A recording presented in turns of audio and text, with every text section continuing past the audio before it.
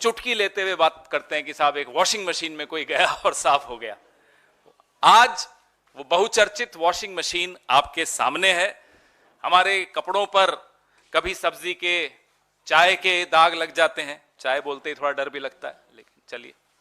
तो कई बार महंगे से महंगा वॉशिंग पाउडर भी उस दाग को नहीं छुड़वा पाता, लेकिन अब मार्केट में एक ऐसी वॉशिंग मशीन आ गई है और एक ऐसा वॉशिंग पाउडर आ गया है। यह है उस वॉशिंग पाउडर का नाम, मोदी वॉशिंग पाउडर।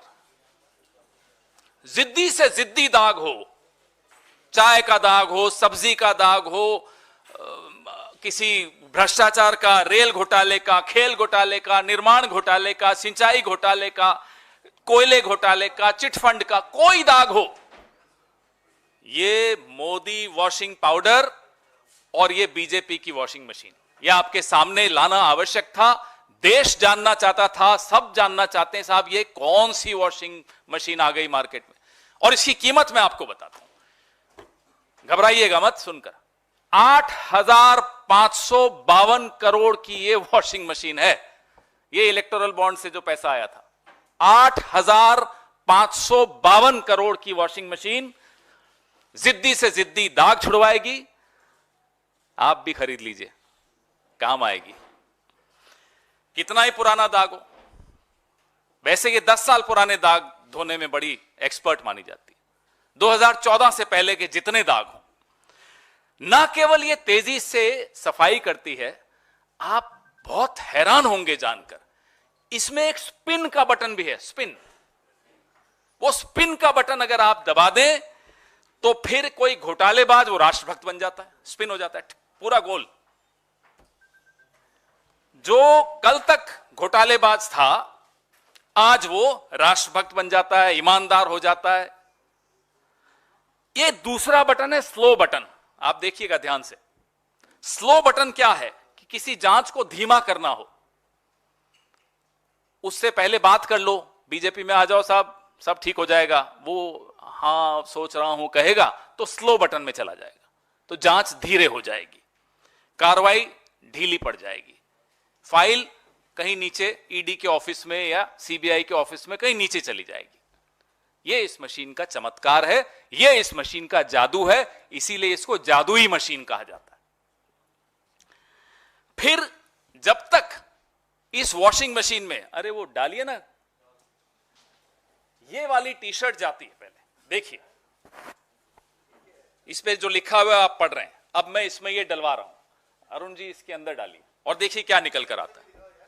वहां भी दिखाइए, अच्छी तरह दिखाइए, पढ़िए इस पे क्या लिखा है भाई, उधर भी दिखाइए, सब जगह मांग है इस मशीन की। देखिए इस मशीन की कितनी मांग है। अब इसके अंदर डालेंगे अरुण जी, अरुण जी अब डाल दीजिए, सबने देख लिया। देखना क्या बोल रहा है, बोलो प्रेस कॉन्फ्रेंस जी। अब देखिए इसके भीतर से बटन दबाओ ना, स्पिन वाला दबाओ, सारे बटन दबाओ और निकालो, देखो क्या निकलता है।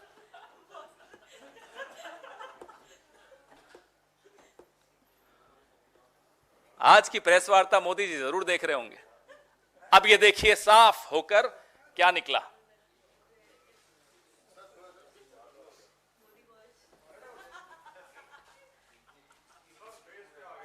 कोई बात नहीं, मेरा फेस इंपॉर्टेंट नहीं है, ये टी शर्ट इंपॉर्टेंट है।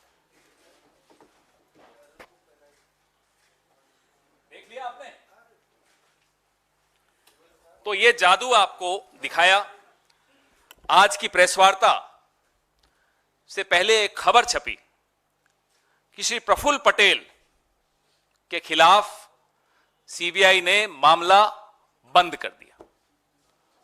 आज से कुछ महीनों पहले प्रफुल्ल पटेल जी ने एनसीपी को तोड़ा, भाजपा के इस वॉशिंग मशीन के गठबंधन में शामिल हुए, इस वॉशिंग मशीन के अंदर गए और बाहर यूं निकल कर आ गए।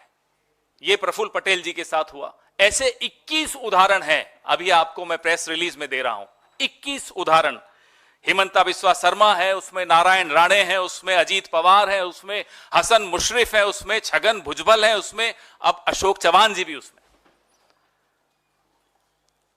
और आपको मैं एक एनेक्सर दिखाऊंगा, ये भाजपा ने आरोप प्रफुल्ल पटेल पर लगाए थे। ये देखिए, ये क्या आरोप थे? ये आरोप थे कि एयर इंडिया को लीज पर हवाई जहाज लेने की कोई जरूरत नहीं थी, लेकिन प्रफुल्ल पटेल जी ने, मंत्री जी ने जबरदस्ती फाइल मूव की और लीज पर, पट्टे पर हवाई जहाज लिए, जिससे 3000 करोड़ से ऊपर का नुकसान हुआ। और वो पैसा आरोप लगाया गया कि हमें मिला यूपीए की सरकार में। हमने उस वक्त सीएजी, क्या नाम है उनका, आजकल तो सीएजी के नाम भी लोगों को याद नहीं रहते, लेकिन उस वक्त के सीएजी का नाम तो सबको याद है, विनोद राय हुआ करते। कठपुतली थे, डोर जिसके हाथ में थी आज वो सत्ता में है। तो सीएजी ने अनाप शनाप लंबी चौड़ी उसमें टिप्पणियां की, आप लोगों ने खूब चलाई वो टिप्पणियां, और उन सब रिपोर्ट्स का लाभ लेते हुए आज नरेंद्र मोदी जी इसके ऊपर सवार होकर बैठे। या तो प्रफुल्ल पटेल जी ने भ्रष्टाचार नहीं किया, और अगर नहीं किया तो यह आरोप झूठे थे। नरेंद्र मोदी को माफी मांगनी चाहिए प्रफुल्ल पटेल से, यूपीए से, कांग्रेस से, इस देश के पत्रकारों से, इस देश के एक्टिविस्ट से, इस देश के तमाम उन नागरिकों से जिन्होंने उस रिपोर्ट को और नरेंद्र मोदी की बात को गंभीरता से लिया था। अगर वो ईमानदार थे तो ये आरोप झूठे थे। और मैं प्रफुल्ल पटेल जी से भी आग्रह करूंगा, हिम्मत दिखाइए, ठोक दीजिए मानहानि का दावा नरेंद्र मोदी पर, हिम्मत दिखाइए। अब तो क्या, अब तो आपके पास ये हो गया, अब तो आप साफ हो गए, अब थोड़े वापस से फाइल खुलेगी। और अगर ये आरोप सच्चे थे तो ये फाइल क्यों बंद हुई, ये केस क्यों बंद हुआ? दो ही चीजें हो सकती हैं, या सच था या झूठ था। झूठ था तो माफी मांगिए, सच था तो आपकी पार्टी में, आपके गठबंधन में वो क्या कर रहे हैं, फाइलें क्यों बंद हो रही हैं? ये सवाल जायज है, ये सवाल सिर्फ हम नहीं पूछ रहे, ये सवाल आपके मन में है, आप पूछ पाते हैं तो पूछ लेते हैं, नहीं पूछ पाते तो मन में रख लेते हैं, लेकिन ये सवाल देश का हर नागरिक पूछ रहा है। Every single Indian wants to know the charges leveled against people like Mr. Prafull Patel, people like Mr. Ajit Pawar, people like Mr. Chhagan Bhujbal, were they right? If the charges were right, what are they doing in your alliance? Why are their cases being closed? And if the charges were wrong, why were they wrongly accused? Please apologize, Mr. Modi.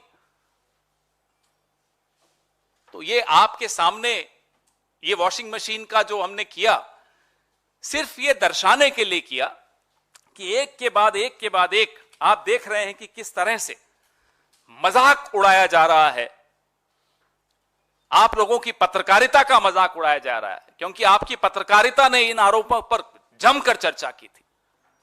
इस देश की राजनीति का मजाक उड़ाया जा रहा है, इस देश के सीएजी का मजाक उड़ाया जा रहा है, इस देश की एजेंसीज का मजाक उड़ाया जा रहा है, इस देश के लोकतंत्र का मजाक उड़ाया जा रहा है। अब इस मजाक का अंत होना आवश्यक है, क्योंकि अब यह मजाक क्रूर हो गया। It's a cruel joke now. मतलब कोई इतनी बेशर्मी से कोई ऐसा कोई करे, कभी कभी इतिहास में इस देश ने नहीं देखा। तो दोस्तों, ये वॉशिंग मशीन हम आपको बेच नहीं पाएंगे, ना आप खरीद पाएंगे, क्योंकि 8,552 करोड़ की मशीन तो सिर्फ एक ही आदमी रख सकता है, उसका नाम नरेंद्र मोदी है। लेकिन इस वॉशिंग मशीन की बात आप लोग छापिएगा और दिखाइएगा जरूर, यह देश को जानने का हक है। और इस वॉशिंग पाउडर के विषय में भी आप जरूर लोगों को दिखाइएगा।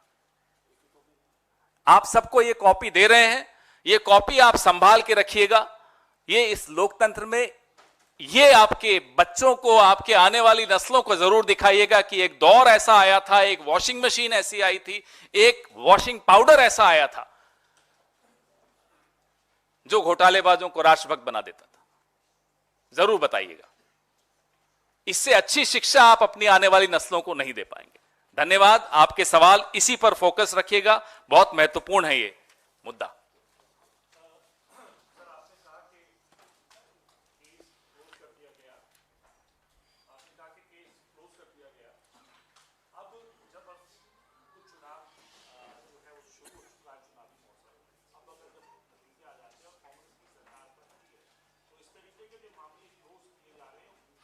मुझे सिद्धार्थ जी एक बात बताइए, 2019 की बात है, मुझे अभी याद आई, भाजपा ने, और मुझे हैरानी होती है प्रफुल्ल पटेल जी पर कि वो क्यों ऐसे बर्दाश्त कर रहे हैं। 2019 में भाजपा ने इतना घिनौना आरोप प्रफुल्ल पटेल जी पर लगाया कि वो 1993 के मुंबई बम धमाकों के आरोपी इकबाल मिर्ची के साथ एक संपत्ति सौदे में शामिल थे। बड़ी डिबेट्स हुई, मैं खुद गया कई डिबेट्स में। कैसे बर्दाश्त कर रहे हैं वो? सिर्फ इस एक टी शर्ट के लिए तो नहीं बर्दाश्त कर रहे होंगे। कारण क्या है वो बर्दाश्त कर रहे हैं? इतना बड़ा आरोप कोई मुझ पर लगा दे तो मैं तो 10 अदालतों में जाऊंगा। अब मैं भारतीय जनता पार्टी से यह जानना चाहता हूं, क्या वो आज भी इकबाल मिर्ची वाली बात पर कायम है? क्या प्रफुल्ल पटेल जी की इकबाल मिर्ची से कोई संबंध था? संबंध था तो प्रफुल्ल पटेल जी का नरेंद्र मोदी से क्यों संबंध हो गया? और नहीं था, माफी मांगे। हम चुनाव के बाद क्या क्या करने वाले हैं वो आप देखेंगे, रोज आपको ब्रेकिंग न्यूज देंगे। और ये अधिकारी जो इनकी कठपुतली बने हुए हैं, ये भी आज कान खोल कर सुन लें, एक एक को कटघरे में खड़ा किया जाएगा। वो कितना ही आला अधिकारी हो, किसी भी एजेंसी का अधिकारी हो, जिस तरह से इस देश में मजाक बनाया जा रहा है एजेंसीज का, वो हम बर्दाश्त नहीं करेंगे। सरकार बदलने दीजिए, बहुत कुछ बदलेगा।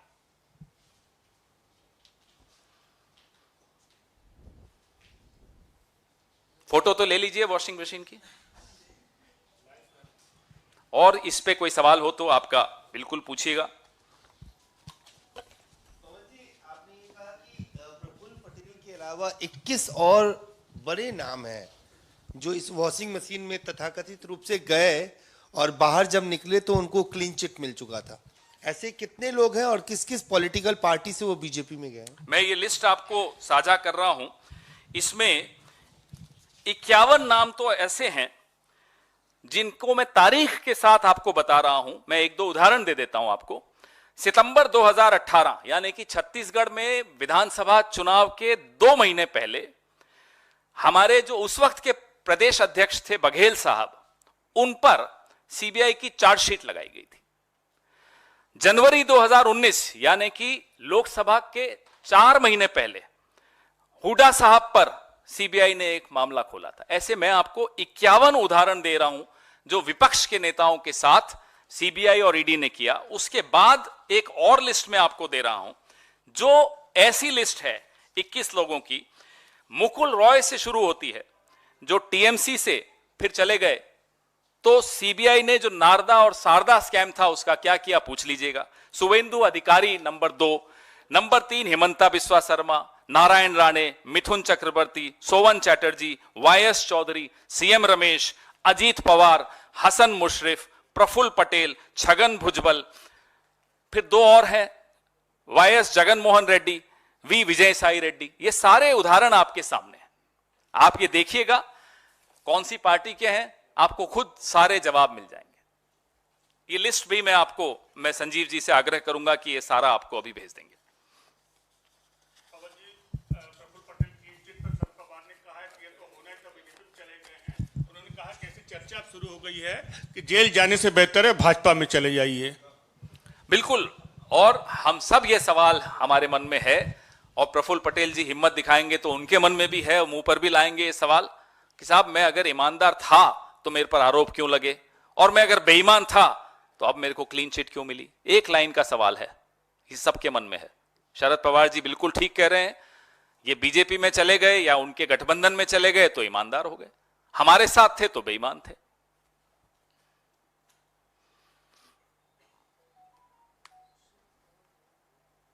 वेयर आर दोस चैनल्स जो वो सीएजी रिपोर्ट्स बहुत दिखाते थे, आज कोई पूछ नहीं रहा इस बारे में।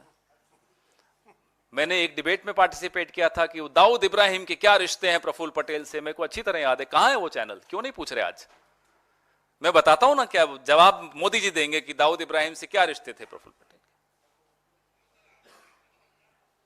के। इस मशीन में दाऊद इब्राहिम को डालो, देखो क्या निकलता है। हो सकता है कोई राज्यसभा का सांसद बन के निकलेगा बीजेपी का।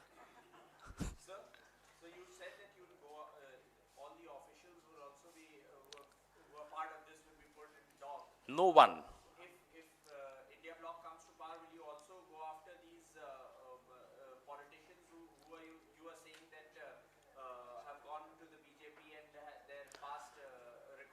Well, we have always maintained that all these so-called scams which the BJP spoke about were fake. All the so-called reports that the so-called CAG called Minister Vinod Rai, who was a puppet in the hands of the current regime, were fake. But we'll definitely go after every single officer of these agencies who has willingly become a party to undermining our democracy and our constitution.